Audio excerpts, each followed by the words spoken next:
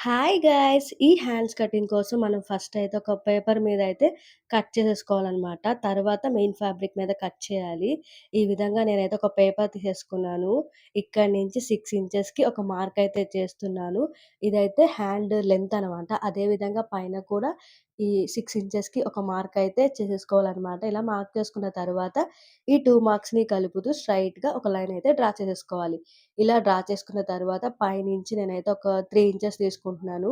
ఈ విధంగా 3 ఇంచెస్‌కి ఒక మార్క్ చేసిన తరువాత అదే విధంగా కింద గూడా 3 ఇంచెస్‌కి ఇంకొక మార్క్ అయితే చేసుకోవాలి.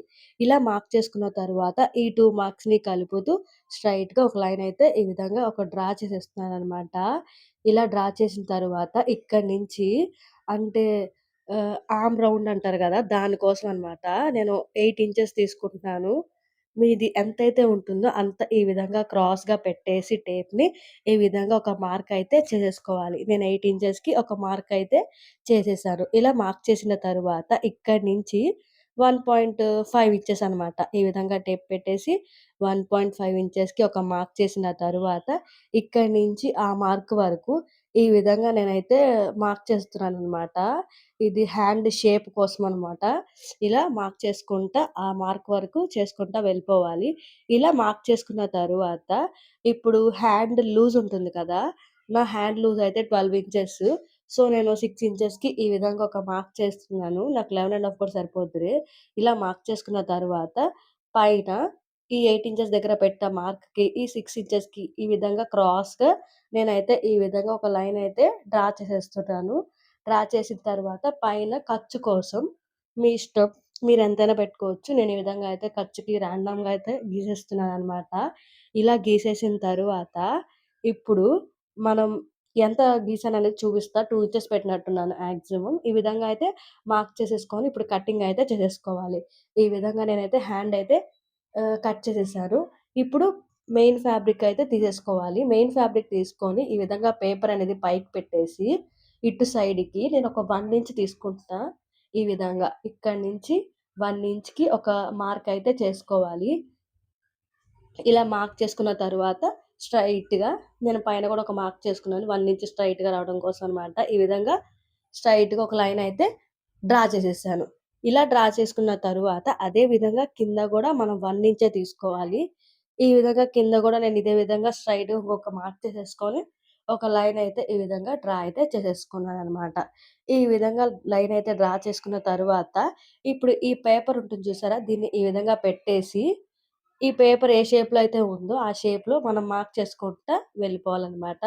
ఈ విధంగా ఖర్చుతో సహా మార్క్ అనేది చేసేసాను. ఇలా మార్క్ చేసుకున్న తరువాత ఇప్పుడేం చేస్తారంటే, ఇది ఎలా అయితే ఉందో అదే విధంగా నేనైతే కటింగ్ అయితే చేసేస్తున్నాననమాట ఇలా. కట్ చేసిన తర్వాత ఈ ఖర్చు కోసం మనం ఎంతైతే పెట్టామో నేనది మెయిన్ ఫ్యాబ్రిక్ మీదయితే ఉండదు గదా! అది నేనైతే మార్క్ చేస్తున్నాననమాట. ఈ విధంగా మార్క్ చేసేసి క్రాస్‌గా ఒక లైన్ అయితే గీసేస్తున్నాను. ఇదైతే మార్జిన్ ఎక్స్‌ట్రా ఖర్చు కోసం అనమాట. ఈ విధంగా మార్క్ అయితే చేసేసుకోవాలి. ఇలా ఇప్పుడు మార్క్ చేసుకున్న తరువాత, ఇప్పుడు ఇదుంది కదా!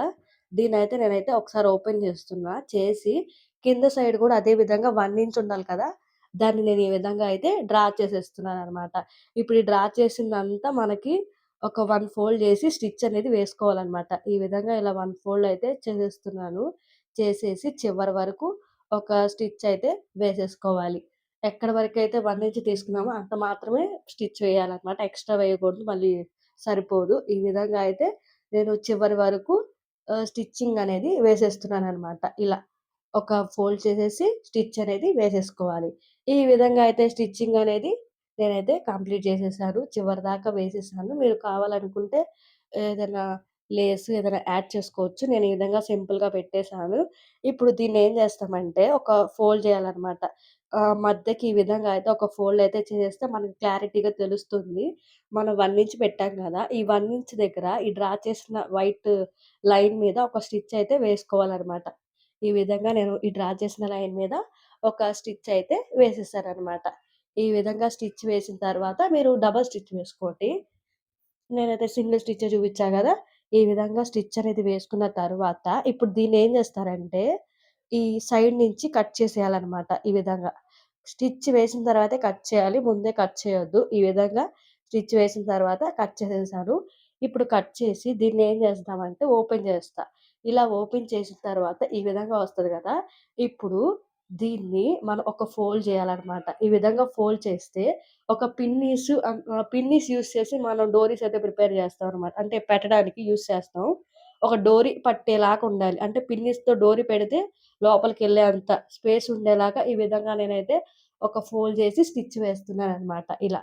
అదే విధంగా సెకండ్ సైడ్ కూడా ఒక డోరీ పట్టే విధంగా స్టిచ్ అనేది వేసుకోవాలనమాట. ఈ మాత్రం గ్యాప్ ఇవ్వాలి. ఓకే గదా! అదే విధంగా 2 సైడ్స్ నేనైతే స్టిచ్ అనేది వేసేసాను. వేసిన తర్వాత డోరీస్ అయితే నేను ప్రిపేర్ చేశా. మీకిందాక చెప్పా గదా! నేను పిన్నీస్ యూజ్ చేసి ఈ డోరీ అనేది లోపలికి పంపిస్తా. ఈ విధంగా అయితే నేనైతే ఒక 2 డోరీస్ అయితే రెడీ చేసి పెట్టేసుకున్నాను. పెట్టేసుకున్న తరువాత, ఈ విధంగా నేను డోరీ అయితే లోపలికైతే ఈ విధంగా పంపిస్తున్నాననమాట. ఈ విధంగా ఇటు నుంచి లోపలికి పుల్ చేస్తూ, అదే విధంగా 2 డోరీస్ అనేది మనం లోపలికనేది పెట్టేసుకోవాలనమాట. ఈ విధంగా నేను డోరీస్ అయితే పంపించేసాను. ఇప్పుడేం చేస్తానంటే డోరీస్‌ని బయటికి రాకుండా ఈ చివర్ల మనం ఒక స్టిచ్ అనేది వేసుకోవాలనమాట ఈ విధంగా. డోరీస్ అనేది బయటికి రాకుండా చివరి విధంగా నేను చిన్నగానే పెట్టా డోరీస్. మీరు ఒకవేళ కట్టుకుంటే అంటే ఏదైనా ముడి వేయాలనుకుంటే కొంచెం పెద్దయి పెట్టుకోండి. ఈ విధంగా నేనైతే డోరీస్‌ని చివర్ల స్టిచ్ వేసేసాననమాట. ఈ విధంగా స్టిచ్ వేసిన తరువాత, ఇప్పుడు ఈ డోరీస్ ఉంటాయి గదా! ఈ డోరీస్‌ని కొంచెం అంటే కొంచెం ముందుకి లాగుతున్నాననమాట. ఈ విధంగా కొంచెం ఎక్కువొద్దు. ఈ విధంగా లాగేసిన తర్వాత ముందుకు పంపించిన తర్వాత ఎక్స్‌ట్రా ఉన్న అటు సైడ్ ఉన్న డోరీస్‌ని ఏం చేస్తానంటే కటింగ్ అయితే చేసేసాననమాట. ఈ విధంగా కట్ చేసిన తరువాత కింద హ్యాంగింగ్స్ ఒస్తాయి గదా! మనకి.